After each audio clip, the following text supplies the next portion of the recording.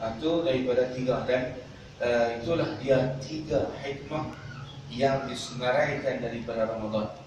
Kemudiannya, bila kita berpuasa di bulan Ramadan ini, dia ada package, iaitu siyam, qiyam dengan Quran. Siyam, qiyam, Quran. Siyam, puasa di siang hari. Qiyam di malam hari macam kita buat tadi, iaitu lepas tarawih kita berqiyam, solat 8 rakaat, 3 dengan witir.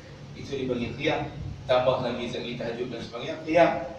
Maknanya tidak akan rasai roh Ramadan kalau orang yang tinggalkan siang. Orang yang tak puasa, dia tidak akan merasai roh Ramadan. Sebab roh Ramadan pada siang itu. Dan begitu juga orang yang meninggalkan qiyam. Dia tinggal qiyam, dia kata, buat apa Ustaz? Bukan dosa, saya tak main surau, saya tak main masjid, tak dosa tak. Saya duduk tengok drama di TV dalam rumah saya bukan buat apa. Ya, memang tak dosa, tapi lara, sia-sia, ghaflah, meninggalkan yang tawaran Allah yang lumayan, dan tak tahu lagi tahun depan nak boleh masuk ke tak boleh masuk. Maka sebab itu, apabila kita berdepan dengan Ramadan, Ibnu Athaillah As-Skandari sebut, kita nak berjihad lawan nafsu. Dalam kitab Hikam, dia kata, dalam kitab Hikam, aslul ma'siyah wal ghaflah wasyahwah ridha bin nafs. Punca, asal tu maknanya asal usul, punca manusia buat maksiat. Punca manusia buat ghaflah, buat benda sia-sia. Punca manusia ikut syahwat kerana redha dengan nafsu. Makna ikut arus nafsu, ikut angin nafsu kita tu kita jadi buat maksiat. Maka cara dia kata nak ikut, nak lawan hawa nafsu dia tak boleh ikut arus. Dia kena tongkah arus. Maka dikatakan wa aslut ta'ah wal ibadatu wal ikhlas adamir ridha bin nafs. Itu kata Ibnu Athaillah. Dalam kitab Hikam, dia kata punca kita boleh buat taat, punca kita boleh buat yang sunat, punca kita tak tinggal yang lumayan, tawaran-tawaran Allah yang lumayan ni, sebab kita lawan nafsu kita. Nafsu kita tak suka untuk mari surau masjid, dia suka duduk di rumah. Nafsu kita tak suka tinggal makan, nafsu kita suka makan. Nafsu kita tak suka tinggalkan perhubungan dengan isteri sebab itu seronok. Maka semua itu Tuhan suruh demi untuk apa? Nak mencapai apa yang Allah suruh. Sebab itu dengan nafsu ni kita tak boleh ikut arus. Kalau ikut arus kita jangan. Tuan-tuan, dalam kisah Nabi Yusuf ini nak ambil pedoman daripada Quran. Dia, tuan-tuan, sekali Ustaz tadi ceramah di Masjid Kirara, di Kirara kuliah Zuhur tadi, kata dengan nafsu ni dia tak boleh ikut. Sebab tu wala taqrabu zina. Sebab Allah tahu kalau kita ikut kita jahanam, kita akan terpedaya, kita akan terjerumus. Maka Allah kata wala taqrabu zina, jangan kamu dekati zina. Kemudian dalam kisah Nabi Allah Yusuf AS, kali pertama dia selamat.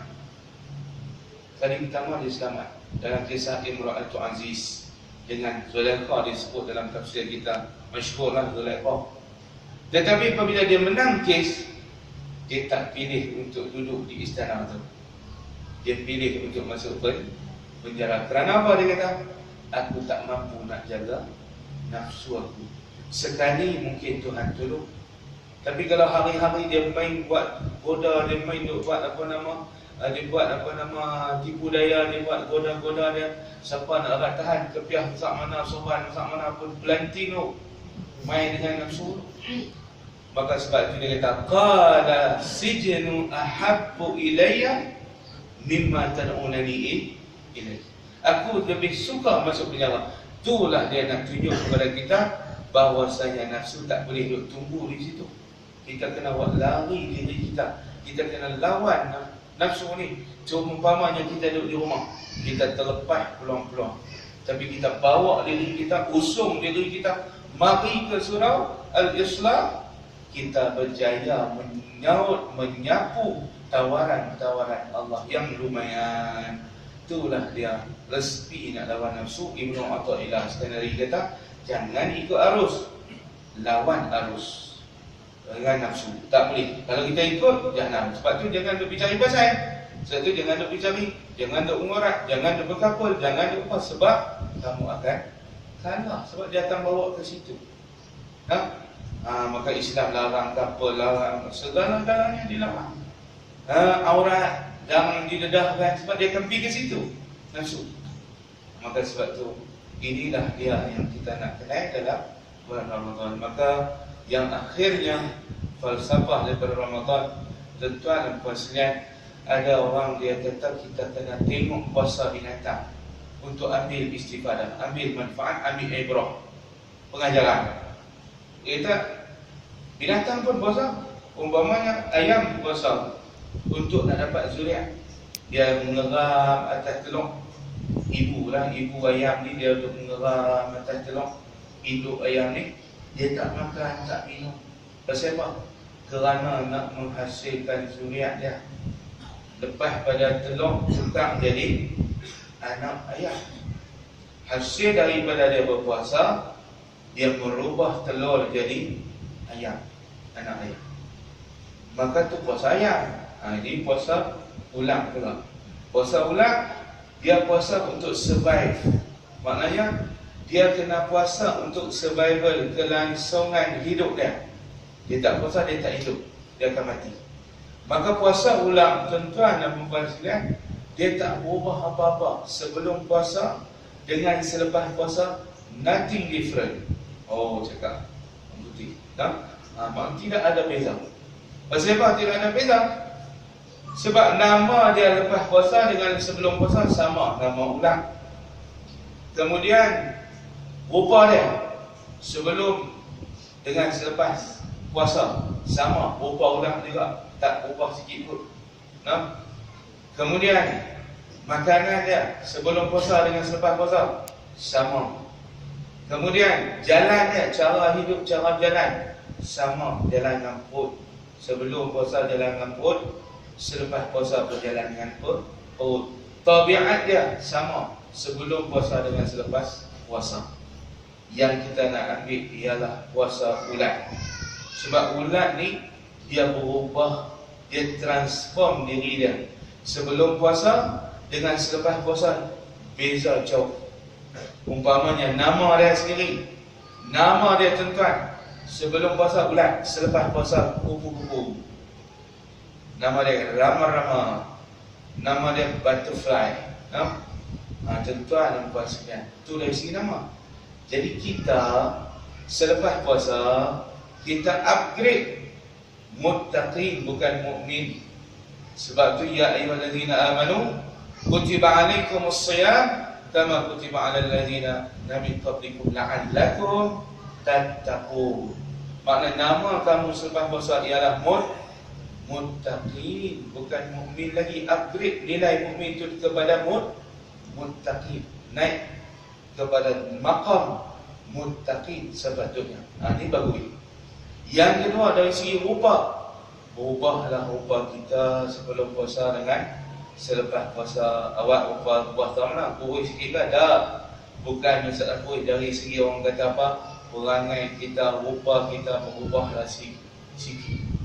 Dari segi orang kata apa, kasih sayang, dari segi mengasihani yang susah, mengambil peran yang dalam keperluan anak yatim, miskin dan sebagainya.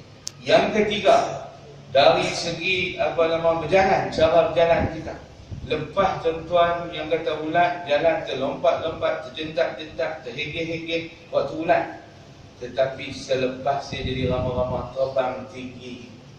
Dia tak jalan bawah rendah dah, dia terbang tinggi. Maknanya kita selepas puasa dengan sebelum puasa kena tinggi dah fikiran kita, iman kita, amal kita, jangkauan kita, pandangan kita, bagi nampak jauh sikit akhirat.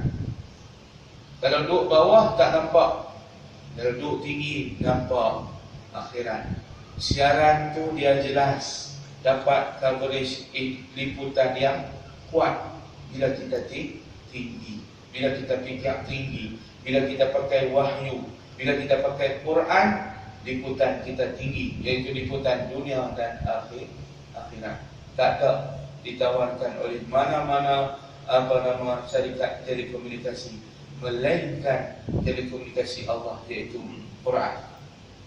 Yang ni yang menawarkan liputan akhirat. Dan yang ketiga, yang keempat, lepas cara berjalan pun boleh, makanan dia pun boleh. Sebelum puasa bulat dia makan ikut dah, dia perosak, dia makan daun, makan buah dan sebagainya. Tetapi bila dia dah jadi rama-rama, dia jadi kupu, dia makan yang elok, dia makan bunga, dia makan manis-manisan daripada bunga-bunga. Dia jadi makhluk yang baik daripada berubahlah tabiat dia. Sebelum puasa dengan selepas puasa berbeza sama sekali. Sebelum puasa makhluk perosak, selepas puasa dia jadi makhluk yang memberi manfaat kepada manusia. Maka kita nak jadi macam tu, transformkan diri kita dengan medium perantaraan puasa ini. Maka tuan-tuan apa jadi? Jadilah kita yang Nabi sebut, khairun nasi anfa'uhum linnas. Sebaik-baik manusia yang memberi manfaat kepada manusia lain. Tenaga kita, idea kita jangan kedekut, harta kita jangan kedekut untuk beri manfaat kepada orang lain. Itulah falsafah daripada puasa ulat, yang mana kita boleh ambil ibrah pengajaran untuk diri kita. Maka selepas menjalani ibadat puasa dengan sebelum, bagi ada beza sikit. Karakter kita, identiti kita, watak kita berbeza sebelum dengan selepas berpuasa, insya-Allah. Jadi mudah-mudahan dekat tu, sebab kalau tak berubah Nabi doa celaka tuan-tuan. Ba'uda bu'dan liman adraka Ramadan falan yughfarlah. Celakalah manusia yang menemui Ramadan tetapi dia tidak diampunkan dosanya. Masuk Ramadan dosa menyatu, keluar Ramadan pun dosa menyatu, tidak diampun sikit pun. Ini manusia celaka Nabi sebut. Jadi sebab itulah jangan jadi puasa ulat, jadilah kita puasa ulat, insya-Allah. Puasa ulat itu puasa yang berubah keadaan, watak, identiti, karakter kita, berubah jadi muttaqin, insya-Allah. Daripada mukmin naikkan, upgradekan kepada muttaqin. Kerana muttaqin, syurga dijamin untuk orang muttaqin. Kalau dekat beriman, belum jamin. Sebab Allah sebut dalam Quran, uiddat lil muttaqin. Disediakan syurga itu kepada orang-orang yang bertakwa. Uiddat lil muttaqin. Mudah-mudahan beri manfaat kepada kita semua, terutamanya kita di 10 yang akhir ini. Jangan kita kalah dengan runtunan hawa nafsu kita, tapi kita kena kuat lawan dia, tongkang arus. Malah kita bangkit, insya-Allah dia jadi rajin. Mula-mula masa sekarang nak bangun solat tahajud, tapi bila kita bangkit dan jadi rajin, hilanglah nafsu segan tu, nafsu malas tu jadi hilang. Tapi kalau kita duduk juga, geram juga, terlepaslah. Masa bukan nak tunggu kita, dia akan tinggal, oh masuklah subuh, oh tak dah nak solat, nak kena makan sahur. Jadi tuan-tuan apa sekalian, mudah-mudahan memberi manfaat kepada kita. Aqul qauli hadza. Satu lagi nak pak, kali pertama kita jumpa ni untuk kaum muslimin, muslimah nak jumpa selalu dengan depa. Jadi muslimah muslimin ni kira-kira pertemuan pertama kita lah dalam bulan Ramadan, dan dalam umur hidup kita. Dalam umur hidup kita Ustaz, kali pertama jumpa dengan tuan-tuan di Qaryah Al-Islah ini. Duk mai tapi kuliah muslimah saja. Duk mai 2 kali sebulan, tapi bukan jumpa dengan tuan-tuan, jumpa dengan puan-puan. Jadi pada kuliah muslimah, kuliah muslimin kita agak melani. Maka tuan-tuan dan puan yang dirahmati Allah, mudah-mudahan pertemuan kita ini diberkati oleh Allah SWT.